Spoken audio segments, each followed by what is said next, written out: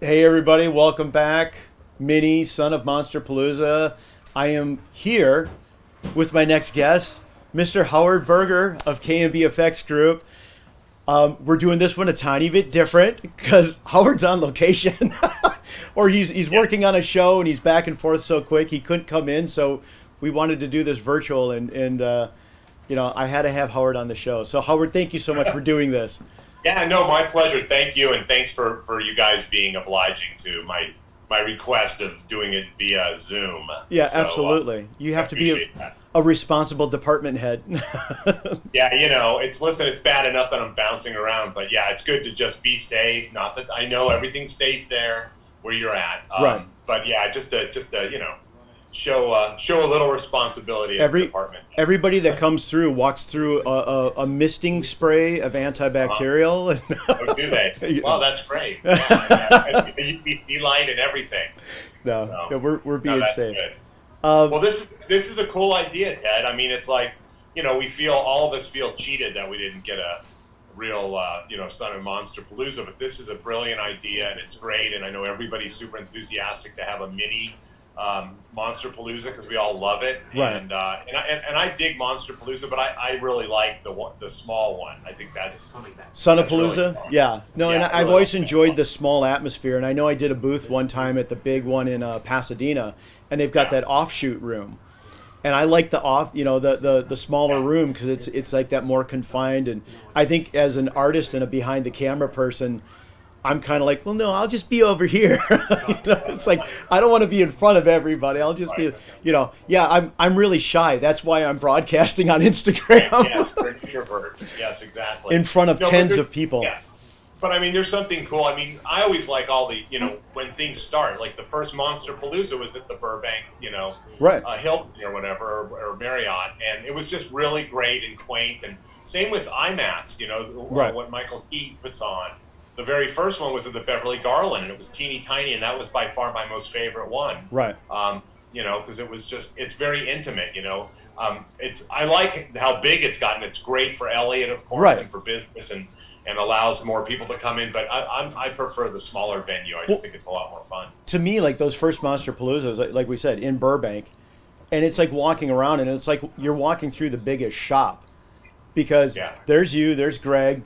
Oh, it's like, and there's Steve Johnson. Oh, and look at over here. These all, it's like all the guys you bump into, and half the people you're bumping into, it's like, see you at work on Monday. It's like, Yeah. I don't need to stop and talk to you. I'll have lunch on Monday. Right. But it's also cool. It gives you the opportunity to see people you don't get to see often. Exactly. And that's one of the things I really, really love about Monsterpalooza, because I think like one of the first years I ran into like so many people, and I'm like, I haven't seen you guys. Like I ran into Rick Lazzarini and Right. Steve Hall and Ken Hall and Steve Wang, and it was just really, really nice to just see your old friends, Right. Yeah, it's a great meetup place. It's a fantastic concept. And it comes back like that, doesn't it? It's like talking to Steve Johnson yesterday or talking to Mike Deek, it's like, Oh, yeah. oh my God, I've known Mike Deek for 32 years, but we start talking about working at Beekler's and doing this and that. And it's like, it may as well have been 2 months ago, Well, I mean, that's what's interesting about our profession, because we really do have great bonds with the people we work with. And, like I know Mark Tavares was on. Yeah. Was it yesterday or Yesterday. Yeah. Yesterday. And Mark, I adore Mark Tavares. Yeah. And I mean, Mark started with us in the very beginning in 1988, and was with us forever. And to me, it's just like whenever I get to see Mark now, I'm just so excited. He makes me so happy. I just always have a big grin on my face. He's such a great guy. He's so funny. The poison pen, I saved all his drawings. Yes, I have a giant book of all Mark's drawings, and it's like whenever I feel a little blue, I pull it out and look at it, and I'm just laughing. I mean, granted, half of them are making fun of Bob Kurtzman. and the other half are you. The other half are me. There's a few of Shannon Shea, and all that good stuff. And then of course there's the Little Nicky book, which Mark was on set for months, and just every day was just drawings of every crazy thing that went on that movie. So was Mark essentially hired for comic relief in the shop? No. I mean, I mean, go figure. He ended up that way. No, Mark retired as a mold maker, and he and I were making molds together in one of the. It wasn't the original shop; it was the second KNB shop, which was like 2,700 square foot off of Owen's Mouth. It was teeny, but we thought it was gigantic. Right. And that's where I started. is that what? Yeah, you started. Yeah, that's right. You started on that one. Right. So. But yeah, I like that shop, and then we moved to the one on Lassen, which was 3,500 square foot, and now we're like in 20,000 square foot. Yeah, so which I haven't been to the latest. Oh, but yeah, cool. that's I mean the old shop. I mean when we did that move from Owen's Mouth to what was it, Lassen, right? Yeah, Lassen, yeah. You know, or no, Dearborn. Dearborn was the other one. Oh, right. Right. Yes. And you know, we did that in the middle of From Dusk Till Dawn. We did. We were doing Dusk Till Dawn. Yep. And we were life casting Quentin the day we were moving. Right. So we were packing and loading the truck with Frank Nicotero and Mike Deek, and then Quentin came in, and I broke away to go do his life cast. And after we were done, came back and finished packing, and then moved into the new shop. And we were doing. Oh no, you're right. Yeah, it was Dusk Till Dawn. Yeah. And yeah, for some reason we always move in the middle of shops, because then when we left the Dearborn shop, we were prepping 13 Ghosts, and I remember taking Norman Cabrera's sculptures and then moving them on a Sunday, and then he was back in the new sculpting room on Monday. Jeez. Everything. It was the craziest. I mean, you know, it's just nuts. So. I mean, but that's the thing. It's like I've helped move a couple of shops, and I mean, we were all hands-on with KNB, and we were hands-on at Legacy when we moved from Stan's old location to Legacy's new location. And when are you not in the middle of a show? I mean, when I worked at KNB, I mean, there's times, I told the story yesterday, there's old films that I'll see and I'm watching it, and it's like some neat schlocky, you know, horrors, you know, whatever, this or that, and something pops on and it's like, I did that. I worked on that, and I watch it roll up, and there's like KNB EFX Group, Ted Haines, and it's like, when did I do that? That was that 1 week when I worked on probably ER, Chicago Hope, Ally McBeal, some horror film, you know. Yeah, it's true. It's true. Yeah, we would just do tons and tons of things at once. And yeah, there's times that I worked on it. So there's a whole bunch of times. Dogs go crazy. I forget. Yeah, you got a werewolf in there. I know. It sounded like it. Yeah. No, there's a bunch of times I just forget about shows. I'm like, oh, wow, I did work on it. That's totally insane. I know. And I hate, I mean, it was like when Deke was here the other day, and it was like, he was like, did you and I work on Amistad together? And I said, yes, and I had almost forgotten about that. And then I said, yeah, it was you and me. Greg was on set, and of course Greg was standing behind Steven most of the time. And then we were under the ship's hull along with Scott Patton, you know, getting drenched in blood running down our arms and all that kind of stuff from the captain getting killed. And so, you know, you guys shot that in like Van Nuys Airport. It was right? Van Nuys Airport on a stage, and they had the big gimbal set up with the ship, the Amistad ship on, and just dumped tanks of water and wind and all that kind of stuff, and you know, just doing that fun little gag that we did, which is just so many of those. Yeah, there's a lot of those little things, so you know, you never know, but. Yeah, it's been. I mean, KNB's been around for 32 years, almost 33 years in February, and I'm going into my 39th year in the film industry. When I first started at Makeup Effects Lab and Beeklers and then Stans, and like you were talking about Mike Deek. I mean, I met Mike Deek in 1984, maybe, or 83. Maybe 1983, I think, is when I met Mike Deek. What show was that on? I was at Beeklers. Okay. And I was working on. You know, one of the many like Ghoulies or Troll or something. From Beyond or one of those things, and it was early on. I was fresh out of high school, and Mike Deek and Bill Butler would come down for the weekends from Fresno because Johnny Vulich was working at Beeklers, and they were all buddies from high school, and they'd come down just to party for the weekend. So we'd always go over to Johnny and Mitch Devane's apartment, which was a real dump, and and we would just all get drunk and Mitch Devane would make chili, and we'd maybe go see a movie in Westwood, and and that was it. And then Sunday night came, and Bill and Butler and Deke would take off and go back up to Fresno, and we were all making like $300 a week at Beeklers, $300 cash. Oh man, you made $50 more than me. And well, go figure. But half the time we'd get the money in a check. and we'd have to run down to Century City at Tokai Bank, and then go in to cash it. And half the time there was no money in the account, so the check was. And it wasn't. Right, that was because of Empire Pictures, right? Yeah, that was due to Empire Pictures. That was due to Empire, not to John. God rest his soul. No. So not to John had nothing to do with it. Although John, I felt like John always knew it was going to bounce, because like we'd get down there, go to the bank, and we'd come out, and there would be John like, "Sorry for the mistake," and I'm like, "Wait a minute, why, if you knew this was a problem, why did you let us drive down to Tokai Bank and in the middle of the day?" Yeah, but that's what makes the good stories 30 years later, 40 years later. It does. I mean, listen, working for. I mean, I'm glad how I started. I mean, obviously I started on my own in my bedroom and for years and years and years, right. And then got hired, to work at Makeup Effects Lab, and worked at Beekler's, and then got to move on to Stan. So it was a really good, start at a good level and then work my way up. And that's what we've learned from everybody. Yeah, and I mean that's what we've talked about a little bit. We hit on almost every day, and I started at Beekler's as well, and just it's like those small shops, and I mean even KNB though, because I mean that was definitely a big step up for me, because I did Beekler's and then Mike Deek when he ran Alchemy, and they were both very small shops, and I mean KNB was like that was a big deal for me to come over, a lot more people, bigger space, but still we got to get our hands dirty with a little bit of everything. I came in as like a foam guy. But you guys noticed, like, oh, I think Ted can sculpt a bit. Why don't you try sculpting this? Or, when I was doing mold making and, a little bit of sculpting, I remember Greg Nicotero forcing me to paint something. And I think Greg he's like, well, you're here, you're working for us. And I think I'd been in a couple of years at least. And he said, you must know how to paint. And I was like, I don't paint. No, paint it. And I was like, okay. And I mean, that was the cool thing. We touched a little bit of everything, even a little bit of mechanics. I mean, and that was such a great family experience there. I mean, because you guys were like, you were our bosses, but you all felt like big brothers, just because you were out in the shop, like, making molds and sculpting and casting up skin flecks and, all that stuff. So it's not like you were just hiding in the front office, just, and Greg would come out and Bob was out there. And, so you guys were like our big brothers. It was a big family.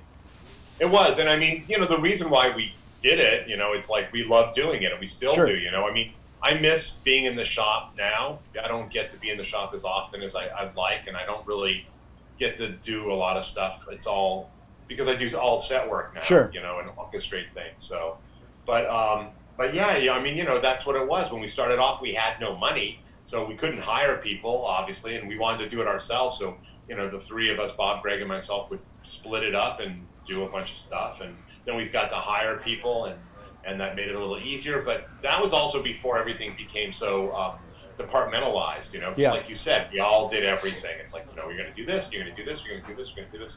Now it's a little more departmentalized where, we have sculptors and designers and mold makers. And that happened even a little bit. I mean, I was with you guys for, I think, about 5 years.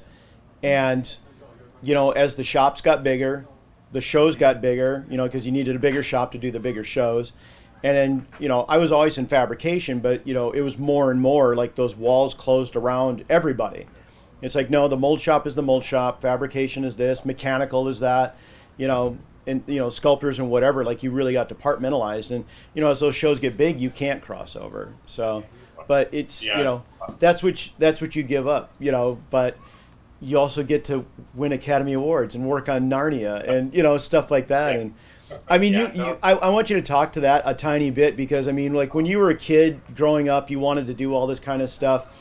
And then to get that award in your hand, I mean, like, what did that mean? Not even just winning the award, it's like it's a physical thing and whatever, but that recognition, I mean, how did that feel? It's awesome, and like, I'll it's something really magical and it's something I always dreamed of. I never knew if it was possible or how it would ever happen. And I think the big thing is when we did Narnia, when KNB did Narnia, and Tammy Lane and I went to New Zealand and brought a whole bunch of great people like Jeff Himmel and Fred Fraley and, Beth Hathaway and Claire Mulroy and Don Deitiger, all of them. And Sarah Rabano, we had no idea what we were getting into. And you don't work on a show going like, this is my Oscar, or this is my Emmy, or this is my Chainsaw Award. you know. Oh, no, I'm still waiting for my chainsaw award. We have one or two. I'll send you one. We have the very first one that Bill Hunt made, which was like a block of wood and like a cast. I remember that. I just found it. It's sadly broken upstairs in the storage unit, but I'm like, I should fix that. But anyhow, it's just kind of gravy. I mean, you go and you do a job and you work your ass off, and I mean, it's same with the guys at Legacy. You know, right. They work their asses off, and Alec Gillis and Tom Woodruff, all those guys. You know, we all bust hump, and we don't have in mind like, oh, this is really going to be where it's going to take us. That's all gravy, and when you get that call that you've been nominated or whatever, it's really exciting. And it's so far in the past though. That's the thing. By the time you get nominated for that, you're well into your second or third show after that. Oh yeah, you're already deep into something else. Yeah. Well, probably Narnia too, but at that probably. point. No, I know. Yeah, it was something else when I got nominated, but I don't remember what it was. But it's just no matter what. Oh, I know. It was a TV show called Invasion for NBC. That's what it was. I was shooting remember that. Warner Brothers. So, but it's you never know, and it's just exciting, and it's a fun time. I had the best time. It was Dave Anderson had called me the day I got nominated because he was nominated too. He and his dad Lance were nominated for Cinderella Man that same year. So we were up against each other along with the last Star Wars one, Revenge of the Jedi. Right. Or Revenge of the Sith. Yeah. Yeah, Revenge of the Sith. One of those revenge things. So, yeah. And they're also angry. Yeah, and Dave just said, listen, because David already won for Nutty Professor and I think Men in Black. Yeah, Nutty Professor, Men in Black. And he said, I just have one thing to recommend to you. Just go get drunk and be drunk for a month. And that's how you have to do it. And I was like, okay. And I cracked open a bottle of champagne and, started drinking and went to KNB. And then I got to pick up my kids and tell them. And I wasn't drunk then, by the way, when I went to KNB. Well, no. When you drove over, you were fine. You were sober. Yeah. But you were smashed at the awards, right? No. I wasn't. I just had a great time. But I had a really good time at the Academy luncheon because if you get nominated, they have this big luncheon and everybody goes. And so Greg Nicotero is by date, and we had a great time. And we got really drunk, and we sat at the same table with Tim Burton and Steven Spielberg. So Greg was in heaven because all he did is squid out and talk about famous monsters and Jaws to Spielberg and Tim Burton. So it was good fun. It was that's great.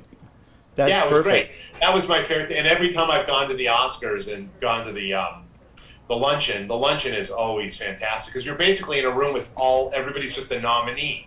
So I would take full advantage of it. Like when I got nominated for Narnia, I went over and I met John Williams and Charlize Theron and William Hurt. And and I had my camera and I'm taking selfies with these guys. And I'm like grabbing John Williams, like, come on, let's take a picture. And I'm like, John Williams going, is the greatest composer of all time. And you big nerd. I was such a freaking. Well, I mean, that's the thing. We're all still nerds for this, and clearly, I mean, to hear it in your voice, we're all. This is why we do this because we're nerds for this. Is there still is there something you haven't done that you really would love to do? Any kind of genre of film, an actor or director you'd like to work with that you haven't yet? Yeah, absolutely. I mean, I would love to work with Clint Eastwood. I don't think that's ever going to happen because he's a creature of habit, and I don't know how much longer he's going to be making movies, but Clint Eastwood, I think, is magnificent. I think I was thinking about it as an actor standpoint, there were a couple actors I really wanted to work with. God, who were they? It'll come to me. I was talking about it recently to my wife. I'm like, I would love to work with this actor and work with this actor. And, there's some really great people out there. And I've been super lucky. It's funny, whenever I meet people and they find out what I do, they're like, oh, you must have some really bad experience with actors. And I'm like, no, I have great experience with actors. Yeah. I love working with actors. There's like two people in my entire career who I really did not have a good time with, who I'd never want to work with or see or hope that they stop breathing soon. And but outside of that, I mean, it's been a great career, and like all the directors I've worked with have been fantastic. I've been really lucky, like to work with Quentin Tarantino and Robert Rodriguez and the late Wes Craven and the late Tobe Hooper and Mick Garris and Andrew Adamson. I mean, tons and tons and tons and tons of great filmmakers. And then you got to work with Anthony Hopkins. Well, yeah, I mean that was unbelievable. Huge. I mean, that was like the most fun. And on the perfect film too. I mean, you get to do a Yeah. Hitchcock makeup on Anthony Yeah. Hopkins, and I mean, Yeah. I had read that book before, and so I knew the book that was based on. Mm-hmm. And I mean, that just had to be. I mean, you're there's so many things that come together in that film. Yeah, it was great. I mean, it was a great experience. I mean, when I interviewed for it, it was on a Saturday, and I had to go to this. I went over to the office building where the production office, or where the producers were, where Ivan Reitman was, and I went in. But what was funny is I went into the elevator, and I as I came out, I passed Rosengrant and Arian. I'm like, hey, John, hey, Arian. And then they went in the elevator. I went into the meeting. Oh, boy. And I was like, oh, shit, I should call John afterwards. So anyhow, I had my meeting, and I thought it went really, really well. And I told Tony what I thought and how I would approach it. And I got to my car, and by the time I got to the car, I got a phone call. It came up, and it just said, like no number or whatever, or no ID. Right. And I answered it, and it was Tony Hopkins, and he went, "You've got the job." And that was it. Yeah. Oh, he did too. I mean, he'd do anything. Like if I could get Tony in because we shot for 35 days here in Los Angeles, so we did. Peter Montagna and I did the makeup 35 times. Okay. And not including like test after test after test, because we had different versions of the makeup. Sure. We tried. But I mean, you would get Tony talking about stuff all the time, and he's he's great in impressions. Right. So you can get him to do like, anybody. You can get him to do Laurence Olivier. You can get him to do Michael Caine. You can get him. I would say like, I'd even get him to do Hannibal Lecter, and it was like the coolest thing ever. In the Hitchcock makeup though. Yeah. In the Hitchcock. And that had to have been really weird. Yeah. It was. But he's just such a warm guy. He's very mischievous. Is he? And he's serious about his work, but he's not serious at work. And we hit it off, and I always yell across, like I go, "My liege," and he's the whole thing. Like, yes, my liege, my liege. Like tonight we'll be performing Shakespeare. So he was really fun, and he spoke very, very highly of Stan Winston because they had worked on Instinct together. Right. And he loved Stan. He thought Stan was hilarious, and of course he spoke very highly of Rick Baker because he had done The Wolfman with Rick. So we talked a lot about that, but he just thought Stan was one of the funniest guys he had ever worked with. Right. Tony's a big Jerry Lewis fan, and we all know Stan and his lady, lady with the thing, so it worked. So those two on set, I could only imagine. Oh God, that must have been insane. So when you're designing a makeup like that for like Anthony Hopkins, and you're going to put a lot of rubber on his head, but you still have to have that look like Anthony Hopkins. I mean, you've got to change him. So how much was he covered, and what was that discussion and that design process like? We're hiring Anthony Hopkins, so don't cover him, but he still has to look like Hitchcock. Well, yeah, exactly. And it's Hopkins Hitchcock is what we went for. Right. And I mean, I'm lucky because I had John Wheaton, who's a great designer, do a ton of Photoshop art for me. And it was beautiful. And then I was lucky enough to land Richie Alonso to come in and do the sculptures. Okay. And so we did like 6 different versions, and we tested 6 different versions on Tony, and he was so great about it. The very first makeup looks just like Hitchcock, but I covered Tony completely. Forehead, nose, everything. And I was like, this looks great. It looks like Hitchcock, but I've lost Tony. So then I started to take things off. And I really come from the school of the less is more. Right. And I'd like, as I look at it and go, what is the smallest amount of prosthetics we have to do on this actor to make it come to life, And my wife coined a phrase which I like, which is not a likeness makeup, it's a portrait makeup. Okay. Because a portrait's an interpretation. Right. A likeness makeup, you try to make it look like the guy, but this is a really good version of Alfred Hitchcock on Anthony Hopkins. So we kept testing and testing and testing until we found the right one. And even up until the night before we were shooting, I had a lip on Tony, and it was a horseshoe piece that broke. It broke like here. Okay. So it's coming up, wrapping. Yeah. Yeah, it was a wraparound, but it didn't go up here. It broke underneath his cheek line. Okay. Because I wanted to use Tony's cheeks. The hollow of his cheek is where it broke. And then had a chin, and then originally had a separate lip, and then we had a nose tip and earlobes. So we ended up the night before, Tony called me and he's like, I think I want to lose the lower lip. And I'm like, ugh. I said, I haven't tried it without the lower lip, but I said, oh, well, let's take a stab. Worst case, I have to put the lower lip on, which is good. We did it. I was able to blend it all off. I mean, it all had beautiful blend edges. It was all silicone. And it worked great. And Tony was able to buff out his lips in the way Pete Montagna painted his lip. He enlarged it a little bit. Because you don't want it to become a caricature. No, not at all. You know, that's the thing. It's like that subtlety. It's like, because you can push it over that edge, and now it's just silly. Well, yeah, it was. And listen, it was really a great collaboration between myself when we got to set. Myself, Pete Montagna, and Martin Samuels, who's the hair designer on the show, and then Tony, of course. And you know, that's the thing I talked to Tony about. I said, you know, I can bring this amount to the table, this percentage of the character to the table, but you have to bring it to life. Like, I can't. You know, and I said, which I know you're going to do, you know. Right. And which he did, of course. And Julie Weiss was the costume designer, and she did the heavy set suit on him, the fat suit on Tony. And the thing I really liked is, of course, day one of shooting, you know, we're doing the makeup, and the PA comes in or an AD comes in. It's like, hey, we'd like to pull Tony for a rehearsal. And Tony went, I'm not going anywhere until I'm 100%. So I'm setting that.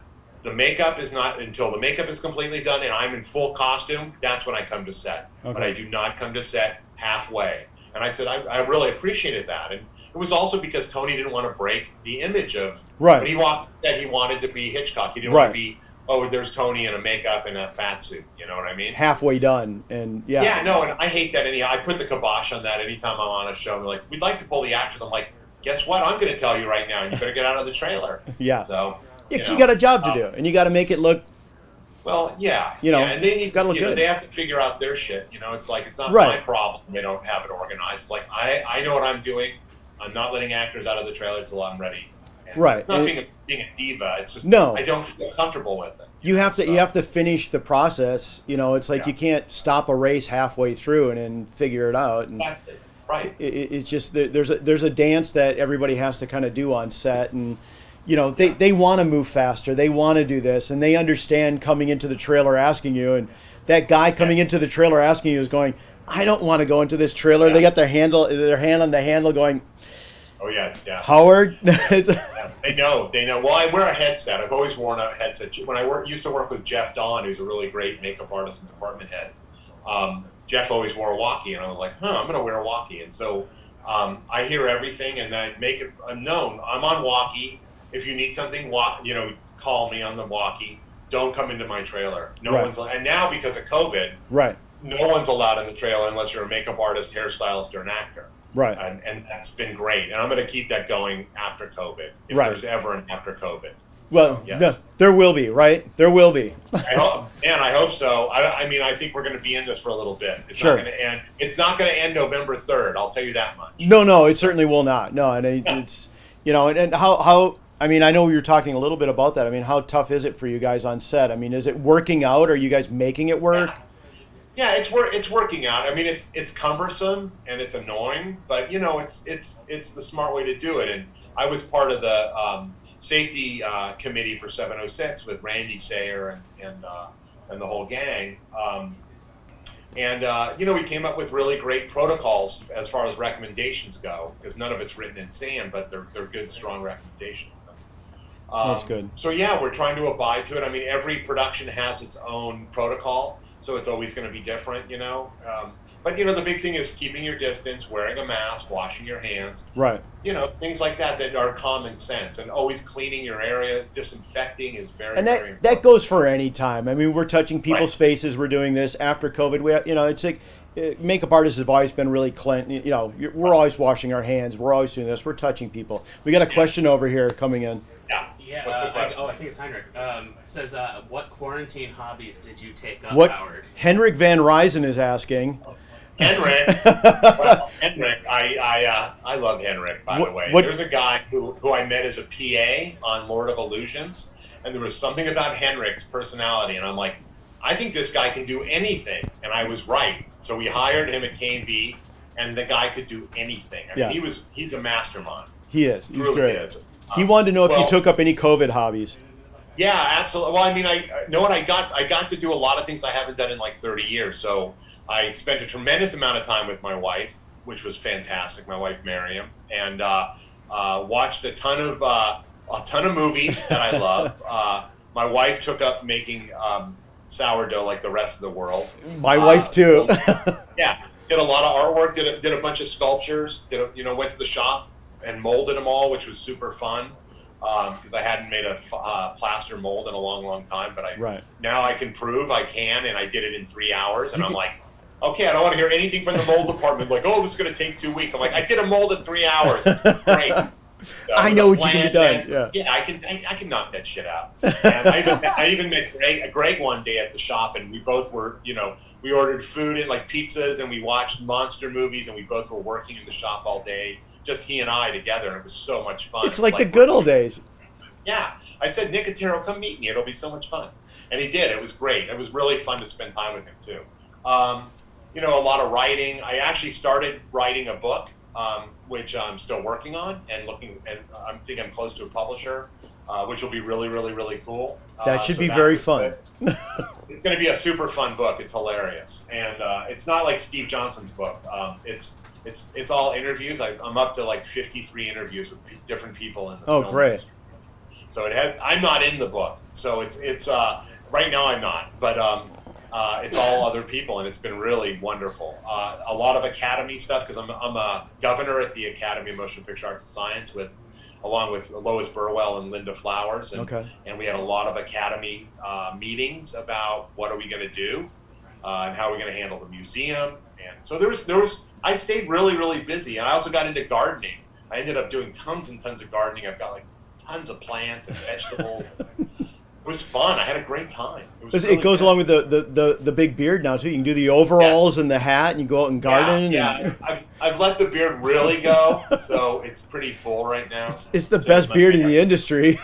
It's pretty good. I saw Mike Smithson on Zoom yesterday, and Mike Smithson's got a beautiful beard. And it's a pretty big beard. It's all white, handsome, and he looks Santa Mike. Yeah, mine's pretty white too.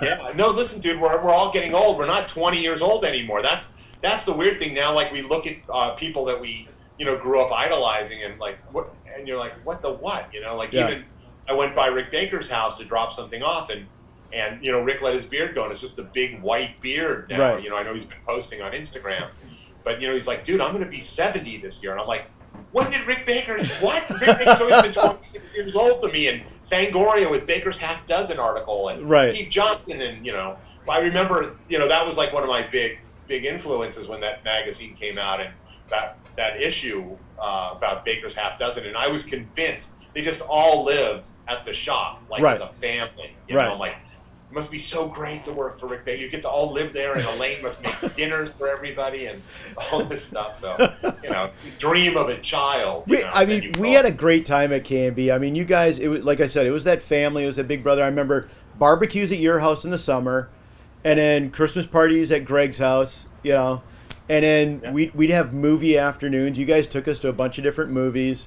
It's like, screw it, everybody, put down your work, and we're gonna go see Demolition Man, or we're gonna go see this or that. I would propose it, Bob, and I would always propose like, okay, you can stay here and keep working, you can go home and not get paid, or you can go to the movies with us and get paid. What exactly. do you want to do? Movies. We'll go to the movies and get paid. We got another question here.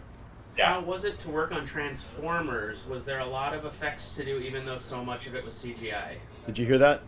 Yeah. We worked on the first Transformers, and there was a lot of stuff we did. We built a Scorponok puppet and a bunch of other stuff. And Mike Deek actually was involved with that. That was all Mikey's. We pitted Mike Deek up against Michael Bay, and I think it worked out well, actually. Who won? Well, actually, I think Mike Deek won. Good. He had enough and kind of barked back, and then Michael kind of was like, okay, man. And then I ended up working on the last Transformers movie with Mark Wahlberg, Last Night or something. Because for about 9 years, I was on top of my chores at KNB and department heading. I was also Mark Wahlberg's personal, and which was super, super fun. I mean, Mark is like one of the greatest guys in the universe, and cool. I love working with him. So I went and I did Mark's makeup for that. So we didn't. KNB ended up doing some stuff because I'd be there, and Michael's like, I need this built. Can you guys do this at KNB? And can you build this and build this? So be in London and I call Carrie Jones at the shop. I'm like, so Michael wants us to build a set of robot hands and da-da-da-da-da-da. So yeah, so we always end up, and whenever we're with Michael Bay, it always grows and grows and grows. Same with Quentin, you know, like, right. You know, I remember like on Once Upon a Time in Hollywood, I was asking Greg, what's in the movie? He's like, it's not a lot of stuff. And by the end of the movie, it's a ton of stuff that we made, because Quentin keeps like, oh, I need this, and I need a mechanical dog to attack this guy, and I need to light this guy on fire, and, you know, so on and so forth, and all this crazy shit. So that was a great film. But yeah, it was good. Yeah, I mean, Transformers is cool. I like the first one a lot. I think it's a cool movie. They're fun. We were bidding on the full-size Bumblebee, but John Fraser, who did the special effects, got it. But I was like, I'd kill to have a full-size Bumblebee in the shop. That big stuff is fun. I mean, it's just building a giant prop like that. It just doesn't get better.